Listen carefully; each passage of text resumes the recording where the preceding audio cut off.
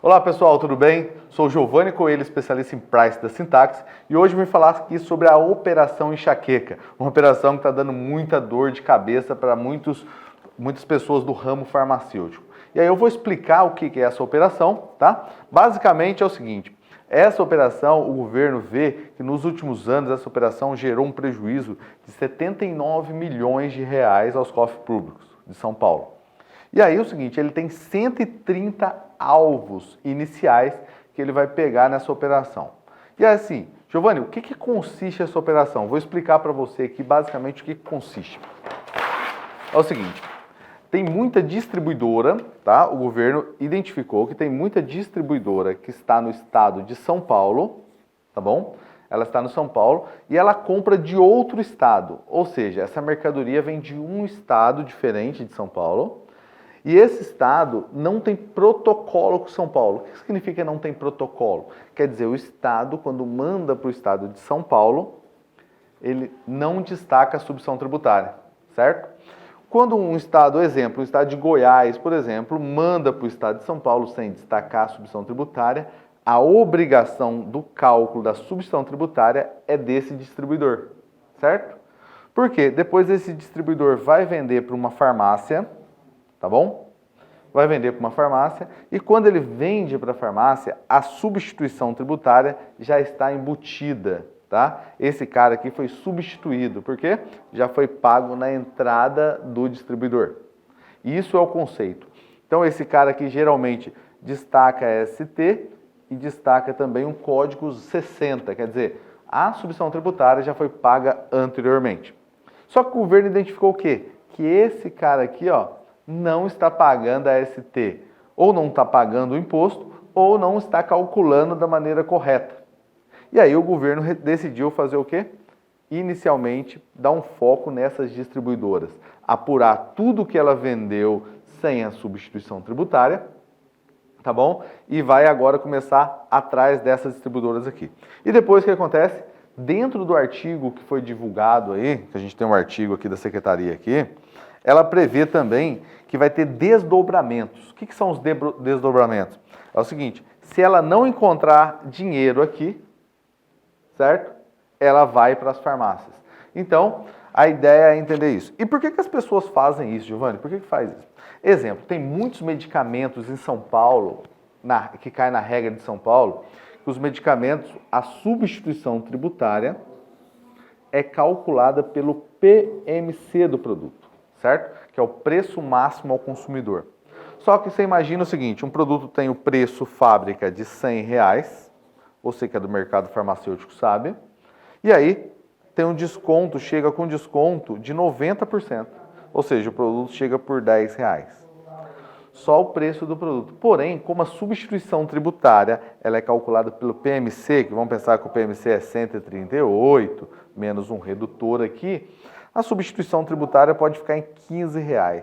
O custo do produto, ó, o preço do produto, muitas vezes é menor do que a substituição tributária nesses casos. Então, para se livrar desse imposto altíssimo de R$15, muitas empresas fazem isso. E o governo identificou que muitas empresas é de fachada, ou seja, é um laranja, está no nome de um laranja, e é só para fazer esta operação aqui para sonegar imposto. Então o governo vai começar a falar agora sobre isso, e o governo agora está começando a bater em cima dessa tecla. Tem um artigo hoje que saiu também, que o governo também, ele já começou a operação, já suspendeu 16 contribuintes, ou seja, 16 contribuintes que estavam praticando isso daqui, que ele não encontrou, já suspendeu o CNPJ desses contribuintes e já atuou aí, já identificou de 117 desses distribuidores, já notificou eles todos. Então, qual que é a ideia aqui hoje? A ideia é o seguinte, Giovanni, tem risco para a farmácia? Qual que é o aspecto jurídico disso? Tem impacto? Ela tem algum risco quando ela compra de um distribuidor desse? Então, para falar sobre isso, a gente vai começar a falar agora, vai fazer uma entrevista aqui dando continuidade nesse vídeo com o Leandro, tá? Estou com o Leandro Leite, ele é sócio da Leite Martinho e diretor da SET, né? e ele é especialista tributário, advogado, especialista tributário, e a gente vai falar um pouco hoje, vou fazer uma entrevista com ele aqui sobre a operação enxaqueca, né? Quais são os impactos que vai ter aí. Então, vou fazer a primeira pergunta aqui, ó. Especificamente, o que o governo de São Paulo quer com essa fiscalização, Leandro? Primeiro, muito obrigado pela oportunidade de trazer alguns esclarecimentos. E o que acontece? O governo do estado de São Paulo tem verificado por meio de pesquisas que o fluxo de recolhimento do ICMS e substituição tributária é inferior àquele previsto com base nas pesquisas do valor que deveria ter sido pago por toda a cadeia.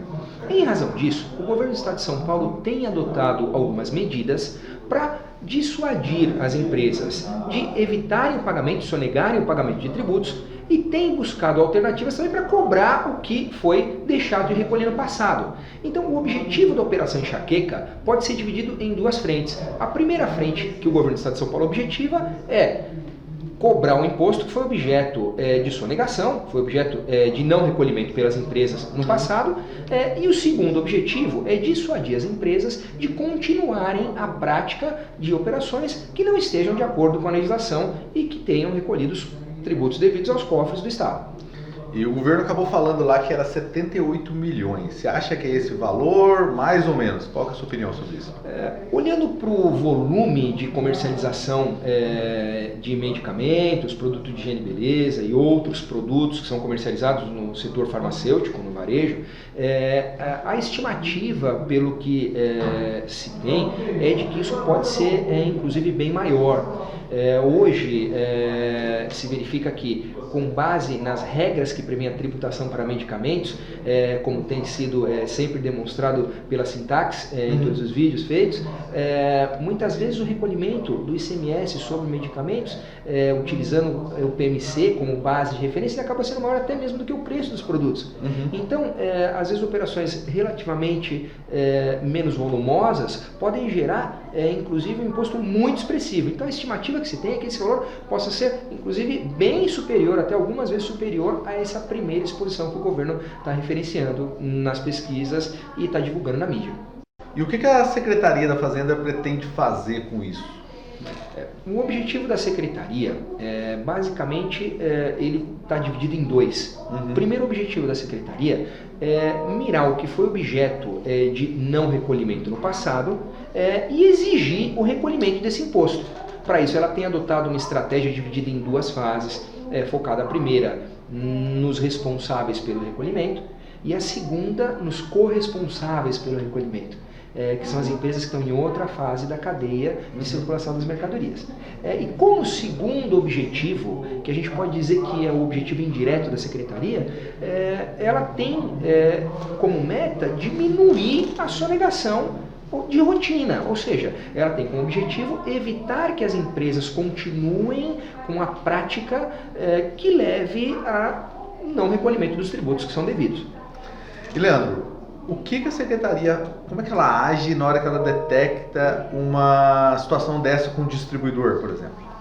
Bom, a Secretaria da Fazenda, especificamente nessa operação, dividiu o trabalho em duas fases. Inclusive isso foi bastante divulgado na mídia, nos informativos disponibilizados. Na primeira fase de atuação, a Secretaria teve como foco identificar quem eram os responsáveis primários pelo recolhimento do tributo, ou seja, os distribuidores. Os distribuidores que estão localizados aqui em São Paulo, quando eles recebem as mercadorias provenientes de estados que não têm protocolo firmado com São Paulo, nessa operação, a responsabilidade pelo recolhimento é do comprador, é do adquirente, é do distribuidor. Ele deveria fazer esse recolhimento. Então, na primeira fase da operação, a Secretaria de Fazenda objetivou identificar quem são esses contribuintes distribuidores e, por meio de diligências realizadas pelos agentes fiscais das delegacias regionais tributárias, visitar esses contribuintes, notificá-los para confirmar se esses contribuintes efetivamente estão estabelecidos, estão com as atividades regulares, estão operando e, identificada essa situação, se os tributos que eles teriam que pagar estão sendo recolhidos. Então essa é a primeira fase que a secretaria... Presença física mesmo, eles vão lá fisicamente. Exatamente. O procedimento de fiscalização varia conforme a estratégia utilizada por cada um dos delegados, inspetores e agentes fiscais responsáveis. Mas, especificamente nessa operação, o que foi desenhado foi, primeiro, os sistemas das secretarias identificaram as situações onde potencialmente existiria uma irregularidade e depois foram feitas visitas para identificar se aqueles estabelecimentos estavam efetivamente em funcionamento, se eles existiam, tinham uma estrutura e se tinha se tinham pessoas trabalhando para que o fisco identificasse a existência efetiva disso.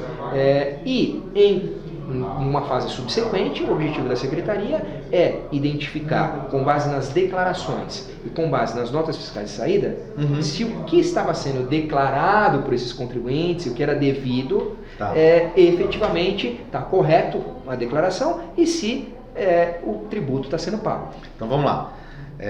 Pode ser que o fisco chegue lá na fiscalização e nem exista a empresa. Exatamente. Nessa primeira fase da operação, o fisco normalmente tem uma atuação que se divide em duas consequências. Quando o fisco realiza a visita e verifica que a empresa não está estabelecida, que ela não encontra-se em atividade, o que o fisco faz é declarar essa empresa inidônea. E muitas vezes o fisco faz isso com efeitos retroativos, com efeitos pretéritos. Ou seja, o fisco vai até o local onde a empresa está estabelecida, verifica que aquela empresa não existe, não está regularmente estabelecida, e ele tenta notificar os proprietários, não encontra os proprietários, e ele publica um ato declaratório no Diário Oficial dizendo que ele constatou que aquela empresa não é regular desde uma determinada data. Muitas vezes ele faz isso retroativamente. Tem muita polêmica a respeito desse ato, mas isso é muito comum e é uma prática rotineira da fiscalização.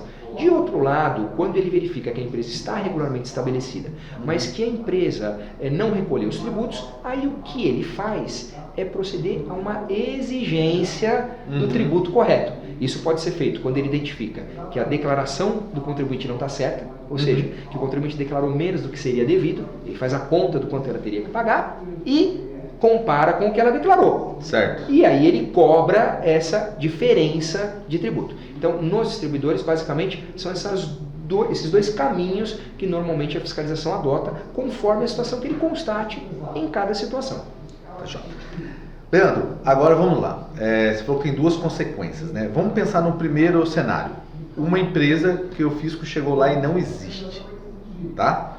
E qual é a consequência para as farmácias que compraram dessa empresa que não existe? Ela tem alguma consequência? Ela fica blindada? Qual que é o seu ponto de vista jurídico, tributário? Qual que é o aspecto, assim, como é que o governo enxerga essas farmácias que compraram de um distribuidor que agora o fisco foi lá e não existe? É muito importante identificar qual foi a situação que o fisco constatou para verificar qual vai ser a consequência para quem comprou as mercadorias. Normalmente, quando o fisco constata a inexistência de operação da empresa, ou seja, a empresa efetivamente não está em operação, ela não existe, isso normalmente não aconteceu agora. Isso decorre de uma data anterior. Por isso que o fisco, normalmente quando ele faz isso, ele analisa a situação, o fluxo de operações declaradas, confirma se existe um contrato de locação, como é que está na junta comercial, e aí ele normalmente estabelece um termo a partir do qual ele declara que aquela empresa estaria irregular. Quando acontece isso, o fisco passa a considerar o seguinte: aquela empresa que fez vendas naquele período em que foi constatado, segundo as premissas que ele utiliza, uma inexistência, uma irregularidade, ou como ele chama, uma inidoneidade da empresa, o fisco localiza todas as operações de vendas feitas e, identificados os destinatários dessas mercadorias, o fisco passa a dirigir o processo de fiscalização para os destinatários. Então, quer dizer o seguinte: a farmácia, se o governo não conseguiu cobrar desse cara, porque não achou, não encontrou e colocou ele como inidôneo, aí o governo passa aí para outro ato de fiscalização agora de quem comprou isso? Exatamente isso. O governo passa aí nesse momento a fiscalizar o destinatário daqueles produtos, que é o varejista. Então, isso existe, por isso que a gente referencia aqui a duas situações. Quando o fisco verifica que a empresa está em atividade, o distribuidor, e ele simplesmente cobra o tributo, isso não necessariamente gera uma responsabilização do destinatário. Já quando o fisco identifica que a empresa não existe, que ela é inidônea efetivamente, ele dirige essa fiscalização pro destinatário, que é a farmácia, por meio desse processo de fiscalização. Tá, então, por exemplo, tem a empresa que está aberta, mas calculou o tributo errado ou não pagou o tributo, mas ela está lá estabelecida, aí acaba que a farmácia tem um pouco menos de risco sobre isso. Exato. Agora, quando você vai lá no distribuidor, ele não existe, ou seja, ele foi planejado para fazer essa operação, ele não existe. Aí a farmácia pode ter um risco. Então, hoje, quando você compra de um distribuidor, se for farmácia, olha, eu compro de distribuidor Leandro, mas já vem com subvenção tributária embutida, eu não tenho risco, então não é bem assim, né? Você pode ter risco. Exato, e o risco ele é bem considerável. Basicamente, é muito importante a gente diferenciar que existem 3 elementos utilizados como pilar de verificação das operações pela fiscalização.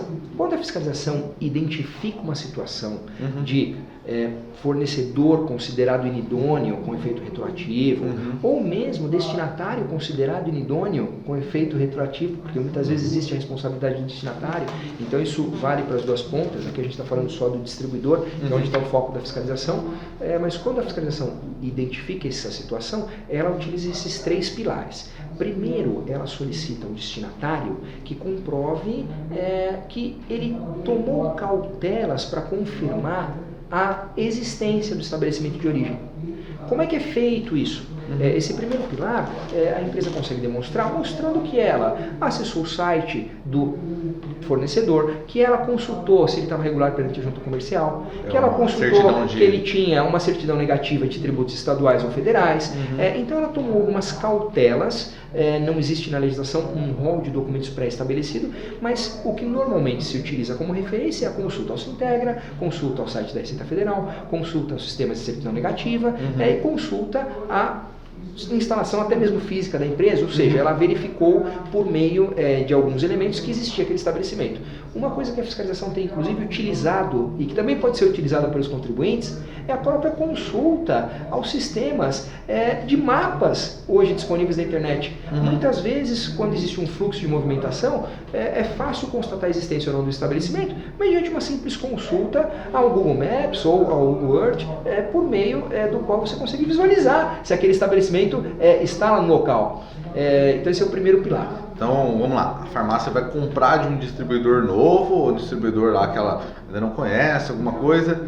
O ideal é como se fosse contratar um novo funcionário. Deixa eu puxar alguns dados dele, deixa eu ver quem é essa pessoa. Eu vou no Google Maps, dou um print, eu vou no site, dou um print, eu tiro a certidão negativa, dou um print, e aí eu salvo aquilo lá na minha área de cadastro de fornecedor, no meu sistema. Esse é uma rotina de procedimento que a gente indica para todas as empresas antes de iniciarem um relacionamento que envolva fluxo contínuo de compras e vendas com o fornecedor. É uma medida de relativa simplicidade e facilidade que pode evitar grandes problemas ou ajudar a justificar no caso de uma eventual mostra boa fé ali na hora de fazer. Exatamente. De fazer uma negociação. Exatamente. Né? E os outros pilares, quais são? Os outros pilares, o transporte da mercadoria.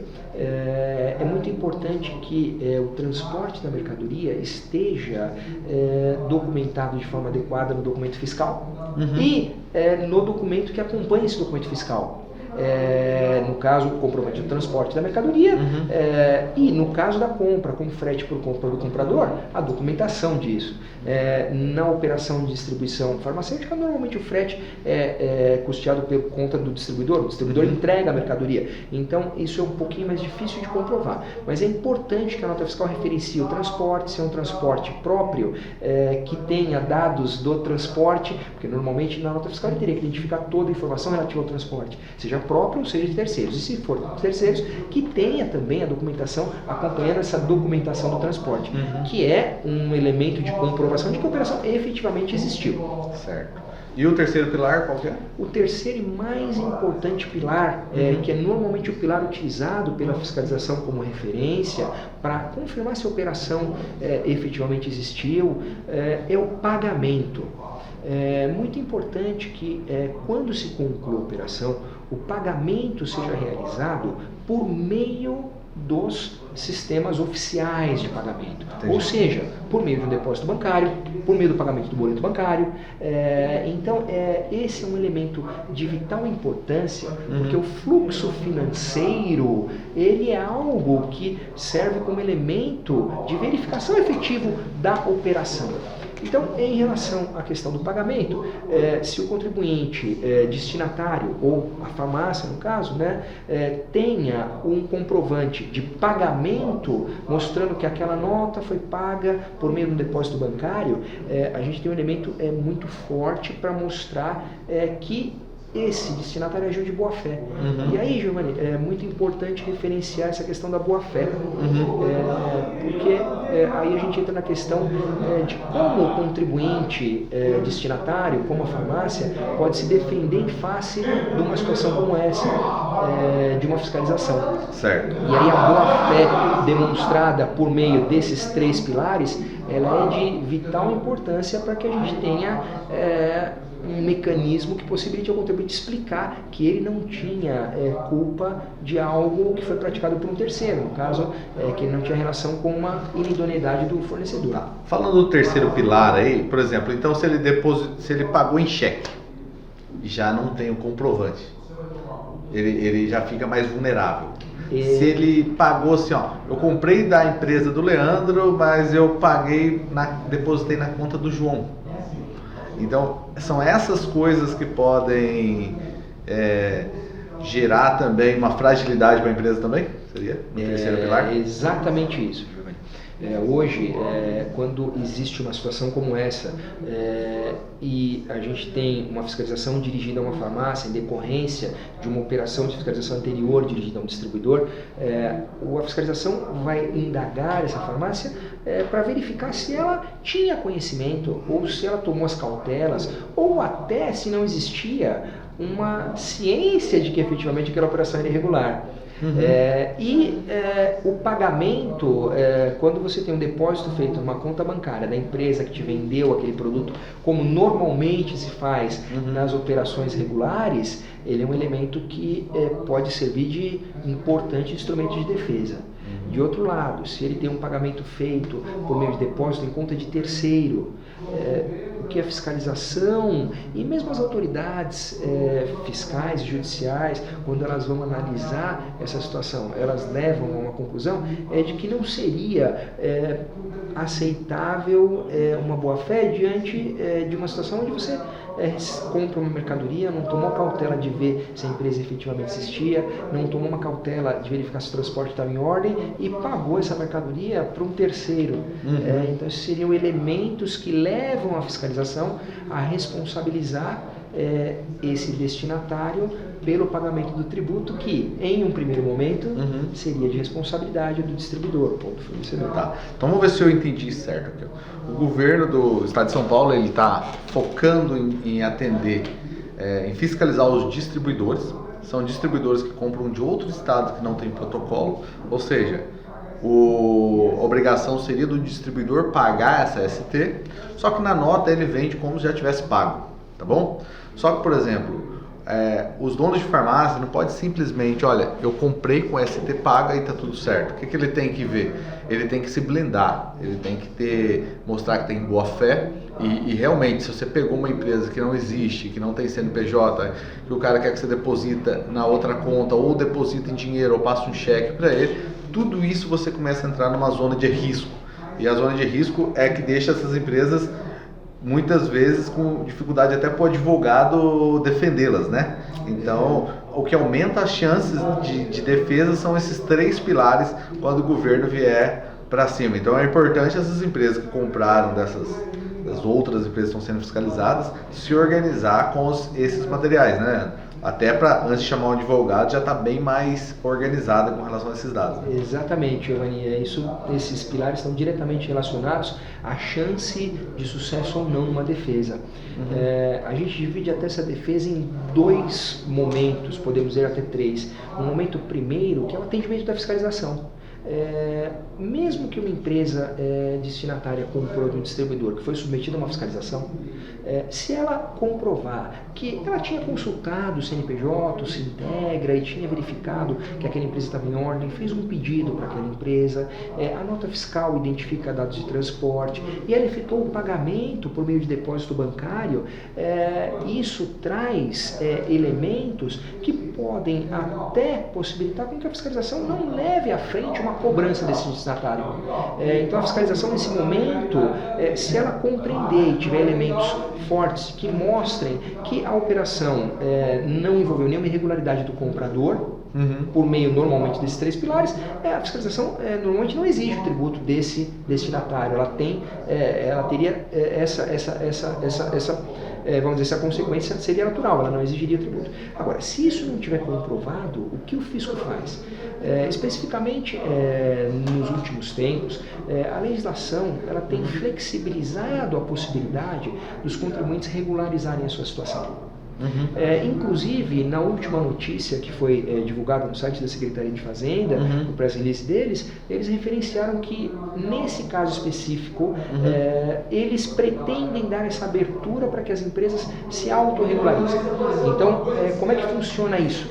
A fiscalização se dirige ao destinatário, à farmácia, e pede informações sobre a operação. Se ela verifica que aquelas informações não são suficientes para demonstrar boa-fé, a regularidade, ela abre essa possibilidade de que o contribuinte pague espontaneamente o tributo que seria devido, com multa e juros.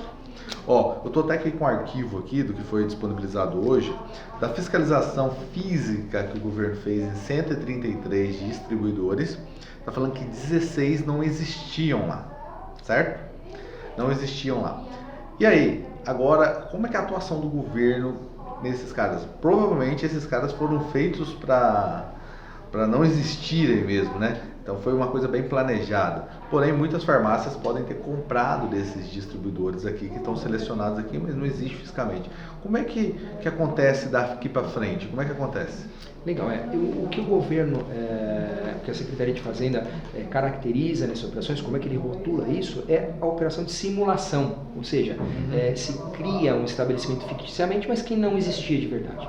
E qual é a consequência para os compradores?